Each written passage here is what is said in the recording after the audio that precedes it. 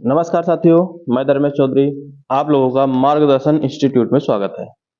साथियों, हम पढ़ रहे थे रस और कल रस का एक भाग पढ़ा दिया गया है आपको। आज उसी को हम आगे देखते हैं। आज रस का दूसरा भाग है।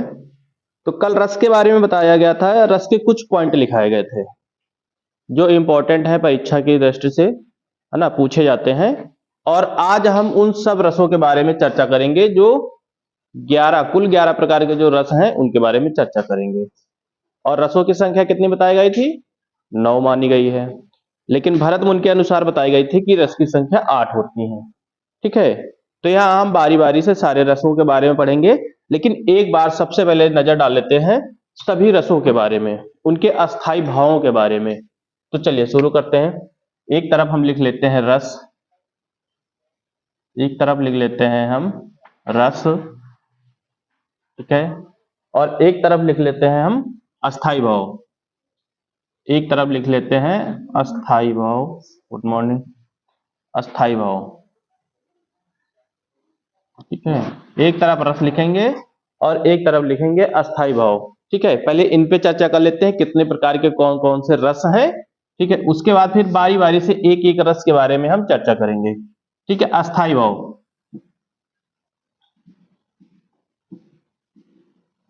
सबसे पहला रस जो आता है हमारा वो आता है श्रृंगार रस आता है। सबसे पहला रस जो होता है वो श्रृंगार रस होता है।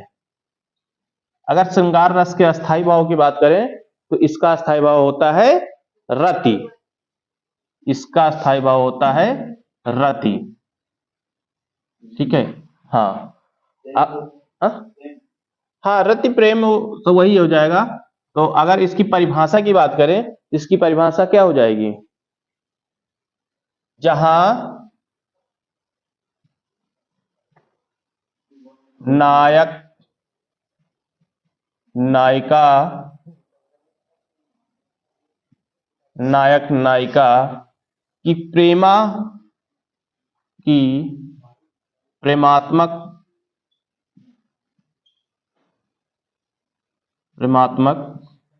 प्रवृत्ति होती है,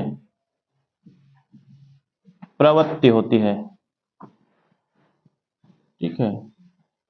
जहां पर नायक नायिका की प्रेमा प्रवृत्ति होती है, ठीक है, प्रवृत्ति होती है, उसी को हम कहते हैं श्रृंगार रस, ठीक है।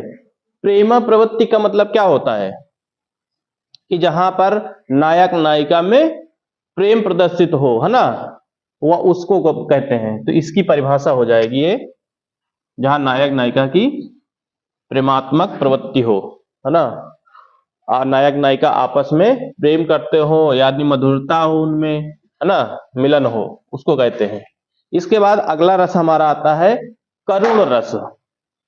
इसके बाद जो अगला रस है हमारा वो है करुण रस। करुण रस, करुण रस का अस्थाई भाव अगर कहें तो करुण रस का क्या होता है? शोक। शोक मतलब, करुण मतलब रोना, और इसका अस्थाई भाव क्या हो जाएगा? शोक हो जाएगा। भाई कोई दुख पड़ेगा तो क्या होगा? शोक ही मनाया जाएगा, है ना। तो इसका अस्थाई भाव हो जाएगा शोक हो जाएगा। शोक कब होता है? मान लो आपका धन हानि हो गया, है ना, धन हानि होने पर, धन हानि होने पर, और भी बहुत सारे कारण हो सकते हैं। शोक मनाने के कारण बहुत सारे हो सकते हैं। धन हानि होने पर होता है, या कोई वस्तु की हानि होने पर, इष्ट व्यक्ति, है ना, मान लो जैसे कि आपका इष्ट व्यक्ति या वस्तु, गुड मॉर्निंग, या वस्तु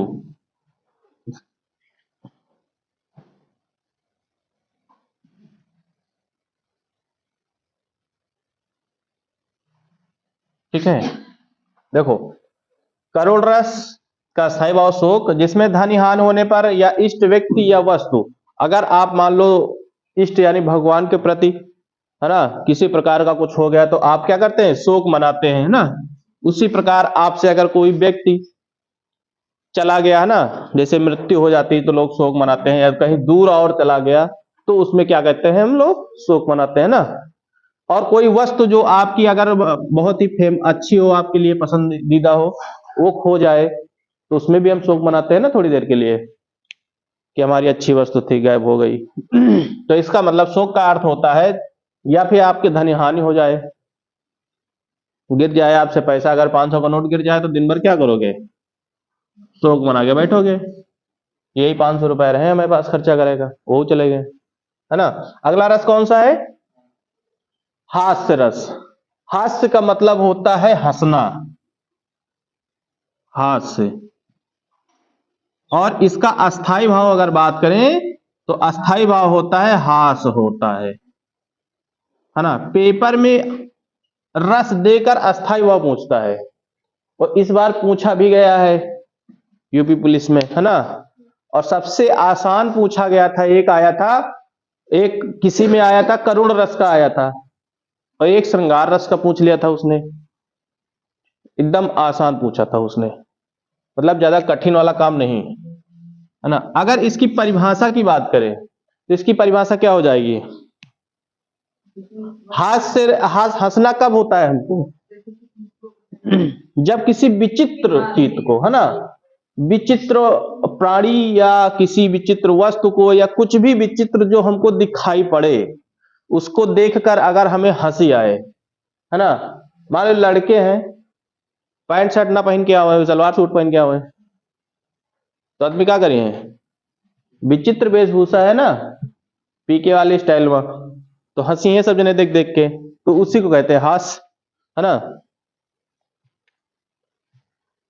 जैसे कि आपकी वाणी विचित्र हो, भाई हंसाने का काम लोग करते हैं ना, काफी लोग करते हैं। जैसे आपकी विचित्र वाणी हो, मतलब कुछ लोग गांव में ऐसा हो तो कि सारा दिन केवल हंसा वाला काम करत, विचित्र वाणी, है ना। कुछ लोग ऐसे होते हैं जो अपनी बात करते हैं ताकि सामने वाला हंसे, विचित्र वाणी हो, विचित्र वेशभूषा हो, विचित्र वेशभूषा हो, है ना, या कुछ भी हो, है ना, आज को देखकर जो मन में विनोद के भाव उत्पन्न होते हैं, है ना, हंसने का जो मन करता है। वेशभूषा लिख लो, आदि को देख कर मन में विनोद के भाव उत्पन्न होते हैं, विनोद के भाव उत्पन्न होते हैं, उसे हम कहते हैं शोक। ठीक, अभी हम बारी बारी से सबके बारे में देख लेंगे, उसके बाद फिर एक एक करके फिर से हम सही से अच्छे से बताएंगे, ना। इसके बाद कौन सा आएगा? वीर रस। वीर तो वीर से पता ही चलता है कि किससे होगा, वीरता से। और वीर, जब कोई वीरता की बात होती है, कोई करता है ना, तो उसमें क्या होता है? उत्साह बढ़ता है, उत्साह होता है इसमें। वीर रस का स्थायी भाव होता है। देखो, श्रृंगार रस, करुण रस, ये आ चुका है, ठीक है। अब ये दोनों तो नहीं पूछे जाएंगे पक्का, और एक और कोई आया था, शायद विभत्स का आया था, है ना, विभत्स का भी आया था। अच्छा, वीर रस का अस्थायी भाव, अगर इसकी परिभाषा की बात करें तो क्या हो जाएगी? जैसे इसमें होते हैं दानवीर, दानवीर, और एक होते हैं युद्धवीर, और एक होते हैं महावीर, जो महान वीरता जिनके पास होती है ना। आदि की बात करेंगे तो वहां पर क्या हो जाएगी? वीरता की बात हो जाएगी, यानी उत्साह की बात हो जाएगी, ठीक है। इसके बाद अगला कौन सा है हमारा? रौद्र। रौद्र, रौद्र का स्थायी भाव क्या होता है? क्रोध, क्रोध, क्रोध यानी गुस्सा जिसमें आती है। रौद्र यानी गुस्सा होना, यानी क्रोध और बढ़ाना, ठीक है। कब आएगा क्रोध आपको? क्रोध कब आता है? किसी की नहीं, किसी की निंदा पे इंसान को क्रोध नहीं आता है। जब अपने माता पिता पे कोई अगर निंदा करे, माता पिता की करे, या हमारे गुरु की निंदा कोई करे, जो हमारा खास हो, अगर उसकी कोई निंदा करता है तो हमें क्रोध आता है। और तो संसार में बहुत सारे लोग हैं, करते रहते हैं, उससे क्या मतलब है ना। लेकिन सबसे ज्यादा क्रोध उनको आएगा जो माता पिता या गुरु की निंदा करता हो। शायद शायद कोई व्यक्ति ऐसा हो जो माता पिता की निंदा पे ना बोले, ऐसा तो है नहीं, है ना। तो इसमें गुरु, माता पिता की निंदा करने पर, माता पिता की निंदा करने पर, निंदा करने पर, और भी बहुत सारे हो सकते हैं ना। चाहे किसी की पत्नी के बारे में गलत बोलो, किसी के पति के बारे में गलत बोलो, है ना, निंदा करोगे तो वहां पे गुस्सा आएगा। या तो किसी के बच्चे के बारे में बुराई करो तो वहां पे गुस्सा आएगा, है ना। तो मतलब जो बिल्कुल नजदीक हो, अपने से करीबी हो, उनके बारे में अगर हम निंदा करेंगे तो वहां पर क्रोध होगा। ठीक, अगला कौन सा है? भयानक। भयानक। और भयानक कब होता है? जब भय लगता है ना। जब रात के 1 बजे फंस जाओ और कहा जाए कि 2 किलोमीटर दूर घर है, चले जाओ अकेले अकेले, कोई छोड़े वाला नहीं ना, है ना। तो फिर उतने समय पाठ पढ़ के जाओ जाता है, रास्ता में को मिले ना। भयानक, इसका अस्थाई भाव क्या होता है? भय होता है। अगर इसके अस्थाई भाव के बारे में बात करेंगे तो भय हो जाएगा। ठीक है, इनको लिख लेना, और ये आने ही आने हैं, इसमें कोई डाउट नहीं कि इससे नहीं आएगा, इस वाले पोर्शन से आएगा, इस वाले पोर्शन से कोई मतलब नहीं। ये तो केवल परिभाषा है समझाने के लिए, है ना। परिभाषा नहीं पूछेगा, लेकिन ये पूछेगा रस दे के अस्थाई भाव या अस्थाई भाव दे के रस पूछ ले, है ना। अभी आगे जब एक एक करके बताएंगे तो उसमें उदाहरण के साथ में बताया जाएगा, उदाहरण से भी कभी कभी पूछ लेता है। हाँ, अब बताइए भयानक, भय कब लगेगा? भय कब लगता है? भयानक वस्तु क्या होती है? वस्तु कहाँ भयानक होती है? हाँ? जैसे हिंसक जानवर देख लिया जाए, है ना, कहीं ना बहुत मरकहा बैल है ना, सांड जो उन्हें बोला जाता है ना। हिंसक जानवर हो जाए या कोई प्रबल शस्त्र हो जाए जो अपने से बलवान हो, मतलब गुंडा जिनका बोला जाए, बंदूक खोसे, तुरंत डर लगता है ना। जैसे हिंसक जानवर देखा जाए, हिंसक जानवर हो गया, या कि कोई प्रबल शस्त्र हो, प्रबल शस्त्र, शस्त्र हो, आदि को देखकर, आदि को देखकर, आदि को देखकर मन में जो अनिष्ट का भाव प्रकट होता है, ठीक है, अनिष्ट का जो भाव प्रकट होता है उसी को हम कहते हैं भयानक। ठीक, इसके बाद अगला कौन सा है? अद्भुत, विभत्स। ठीक है, इसका अस्थाई भाव ये इंपॉर्टेंट है, देख लेना, नीचे वाले जितने भी आएंगे इस बार वो इंपॉर्टेंट रहेंगे। क्या हो जाएगा? जुगुप्सा, जुगुप्सा। ठीक है, 1 नंबर यहां से तो कंफर्म है, कोई नहीं रोकेगा। यूपी पुलिस का 1 नंबर यहां से आना ही आना है 100%। ठीक, जितने चैप्टर पढ़ाए जाते हैं सबसे 1-1 नंबर आने आने हैं, 1 या 2 नंबर आने आने हैं, है ना। कुछ चीजों में पकड़ होती है, कुछ चीजों में पकड़ नहीं होती है। अब यहां से पूछेगा तो नहीं रुके, कहीं नहीं, मतलब बचेगा नहीं, पूरा हो जाएगा, क्योंकि अस्थाई भाव रस यही पूछता है। या फिर उदाहरण से पूछ लेगा, तो हो सकता है कुछ उदाहरण तो हम बताएंगे ही, हो सकता है एक आधा वो अपनी तरफ से कोई नया उदाहरण दे दे, है ना। बहुत सारे उदाहरण होते हैं, सारे तो पढ़ते नहीं हम लोग, लेकिन पढ़ के एक अनुमान लगा सकते हैं कि कौन सा उदाहरण किसका है। तो एक नंबर से यहाँ, एक नंबर यहाँ तो मिलना ही मिलना है, इसमें कोई दिक्कत नहीं। ठीक है, बताइए इसकी परिभाषा क्या हो जाएगी? फिर किसी वस्तु को देखकर गणना नहीं होती है, उसमें कुछ अच्छी चीज लगाओ, आगे शब्द अच्छा लगाओ। जब किसी घृणित वस्तुओं को देखते हैं, है ना, घृणित वस्तु, मान लो जैसे अबे पढ़ने आए हो, ठीक है, रास्ते में कोई जानवर मरा पड़ जाए, मिला, है ना, जिसको कावे और कुत्ते खा रहे हो, चुबला चुबला कर खाते हैं जिसको कहते हैं, कावे और कुत्ते क्या करते हैं, गिद्ध सौ को चुबला चुबला कर खाते हैं, उड़ के फिर चले जाते हैं, थोड़ी देर बाद आते हैं फिर खाते हैं, है ना। लेकिन हम लोग देखेंगे तो क्या होगी, घृणा होगी, है ना, नाक वाक बंद करके भागते हैं। जब हम किसी घृणित वस्तुओं को देखते हैं, जब हम किसी घृणित वस्तु,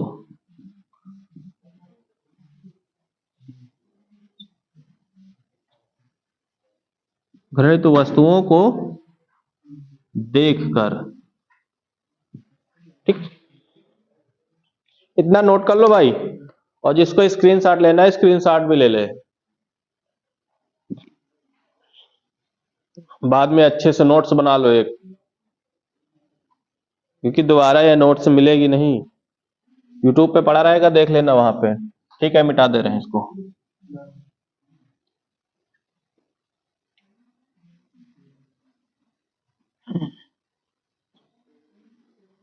किसी की नोट्स बनी है कि ऐसे ही? हाँ, नोट्स बना लो, ये आजीवन काम करेगा। ये कोई करंट का नहीं है कि इसमें बदलाव होता रहेगा, ठीक है, आजीवन कार्य करेगा ये। उदाहरण जो है वो इधर उधर हो सकते हैं, लेकिन अस्थाई भाव रस तो वही रहेगा ना, जो पढ़ाया जा रहा है वो आजीवन रहेगा। तो नोट्स एक अच्छी बना लो कि बार बार जो है मेहनत न करनी पड़े। अगर हम पढ़ाएंगे तो वही चीज मिलेगी बार बार, जो आज नोट्स बनाओगे 3 साल बाद फिर वही नोट्स बताएंगे हम, अलग से कुछ है ही नहीं तो बताया क्या जाएगा। इसके बाद कौन सा आता है? अबे तो अद्भुत पढ़ा है। अच्छा बताओ, अद्भुत सही लिखा है कि गलत? हाँ, ये छोटी छोटी चीजें याद रखो, शुद्ध अशुद्ध में पूछा जाता ना, हर जगह पकड़ा करो, कहाँ गलत लिखा कहाँ सही लिखा। ठीक है, अद्भुत का अस्थाई भाव क्या होता है? विस्मय नहीं, विस्मय है, विस्मय है, हाँ, विस्मय, यही लोग बोलचाल भाषा में गलत हो जाता है। हाँ, विस्मय है, हाँ, हाँ, आश्चर्यचकित, भाई विस्मय का मतलब ही होता है आश्चर्यचकित होना ना। अद्भुत, भाई किसी चीज को देखेंगे, जो नया नया चीज अगर हम देखेंगे, अरे बहुत अद्भुत चीज देख लिए आज हम, है ना, आश्चर्य हो गए देखकर। तो इसकी परिभाषा क्या हो जाएगी? इसकी परिभाषा हो जाएगी आश्चर्यचकित वस्तुओं को देखकर या आश्चर्यचकित कार्य को देखकर। इसका मतलब ही हो जाएगा आश्चर्यचकित कार्यों को देखकर, कार्यों को देखकर। तब हम किसी आश्चर्यचकित कार्यों को देखते हैं, कभी कभी देखते हैं ना कि ये इंसान कैसे कर सकता है। ठीक, इसके बाद कौन सा आता है? इसके बाद आता है आपका शांत रस, और इस शांत रस को भरत मुनि ने क्या कहा है? रस नहीं माना। कहा जहां शांति हुआ रस कहा, लेकिन शांति का भी अपना एक रस होता है, नहीं लोग शांति के लिए काहे दौड़े इधर उधर। ठीक है, इसका अस्थाई भाव क्या हो जाएगा? अस्थाई भाव क्या हो जाएगा? निर्वेद, मतलब निर्वेद का मतलब होता है सम, हाँ, है ना, निर्वेद यानी सम, सम मतलब बराबर। है ना। इसकी परिभाषा क्या हो जाएगी?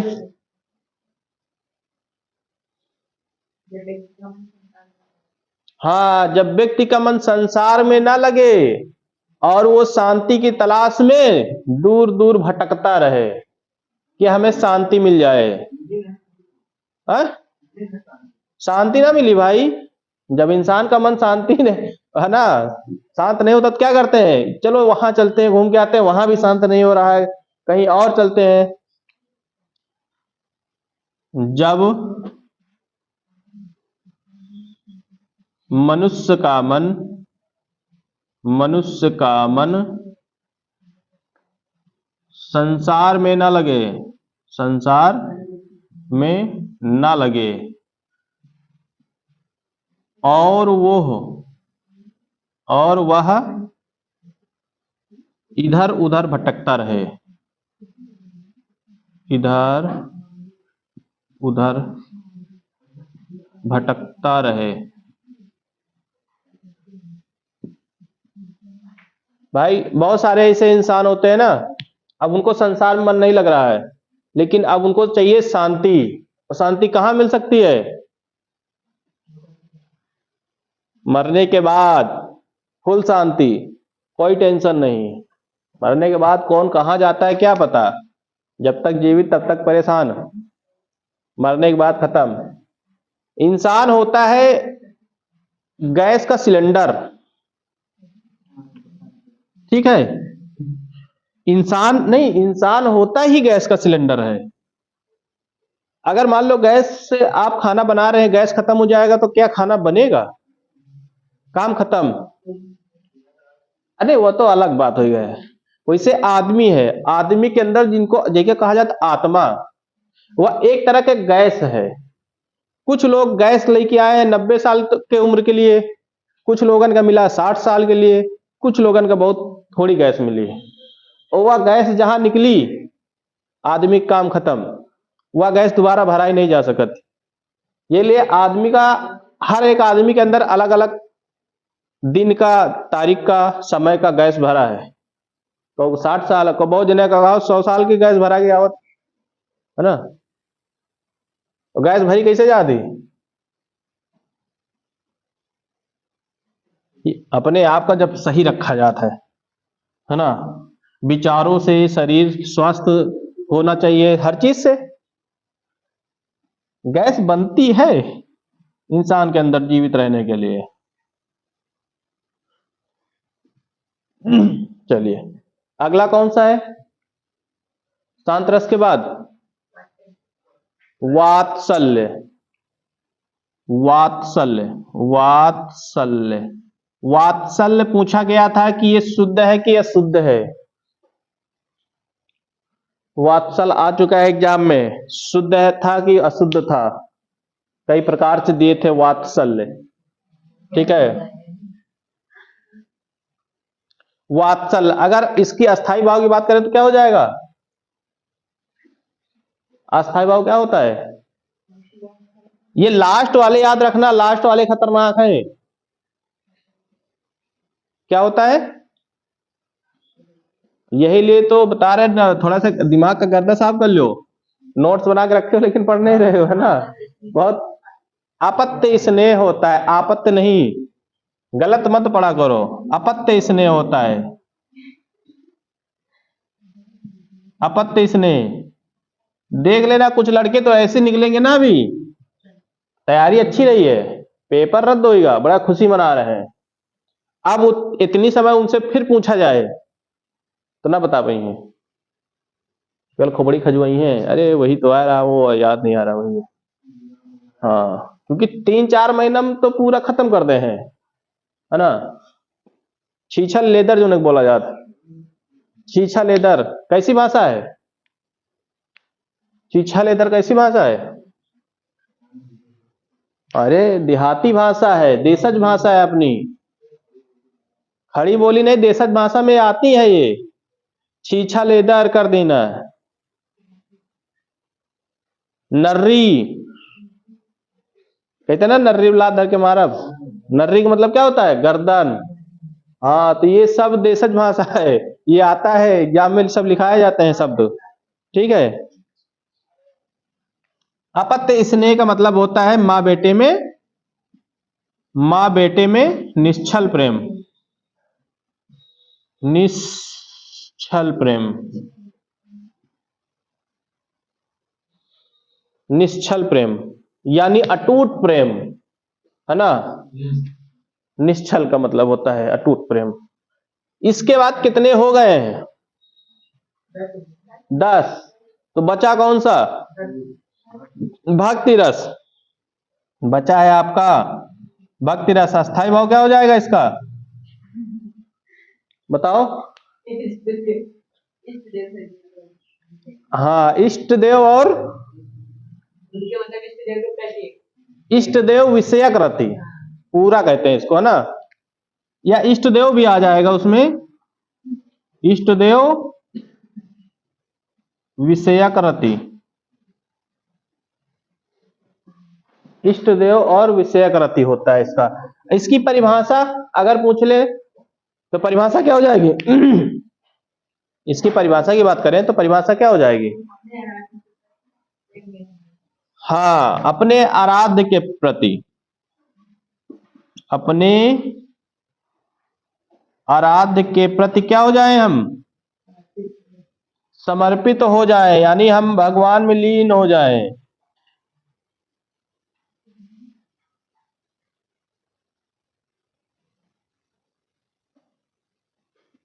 समर्पित होना कहते ना कि अब हम भाई क्या हो गए?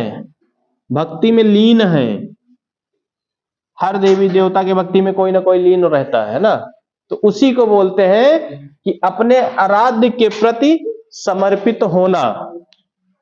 ठीक, तो ये थे आप लोगों के 11 रस, ठीक है। 11 प्रकाश के रस थे, और इसके बाद हम बारी बारी से सभी रसों के बारे में चर्चा करेंगे। ठीक, पूरे 11 हो गए कि अभी बचा है कोई? है ना, यानी 4 इधर है और 5 उधर, है ना। ओ 7 उधर, है ना। 7 4 11। ठीक, अब देखो हम बारी बारी से पढ़ने वाले हैं रस। एक बार सब लोग बता दो भाई कितने रस थे? टोटल 11 हैं। मानी गई? भरत मुनि के अनुसार 8। 11 रस कौन कौन से हैं? 11 रस कौन कौन से हैं?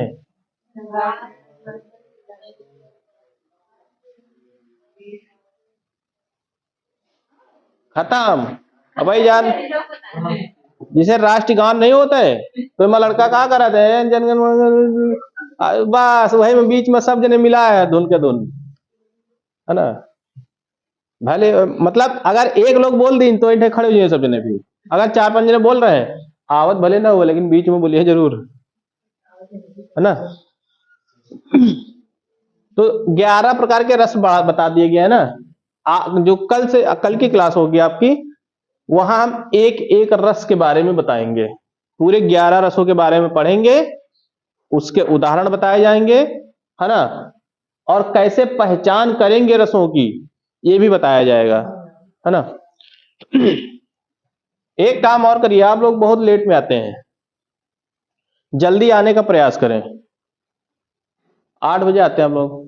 अब तो गर्मी आ गई है, ठंड ज्यादा लगती नहीं है। नहाना बाद में करो, दोपहर को जाके नहा लो। 11 साढ़े 11 बजे क्लास बंद हो जाती है। नहाने से क्या मिलेगा? कुछ नहीं मिलेगा। अरे मंजन करो। खाना कौन खा के आता है सुबह 7 बजे 8 बजे? खाना वाना मत खाया करो सुबह, खाना खाने से दिमाग कम होता है, ठीक है। नाश्ता करो, पढ़ने आओ। खाना खाना दोपहर को। अब पढ़ने वाले बच्चे हैं हम लोग, तो काहे के लिए नाश्ता खाना ना खा के चले वहां? खाना खा गई हो, सारा दिन बैठे रहे हो, नींद आई, ठीक है। कल से कोशिश करो भाई 7 बजे आ जाओ, क्योंकि टीचर पहुंच जाते हैं तो अगर बच्चा नहीं आओ तो दिक्कत हो, ठीक है। चलो ठीक, भी आज की क्लास यहीं तक रखते हैं। कल हम बारी बारी से रसों के बारे में चर्चा करेंगे। धन्यवाद।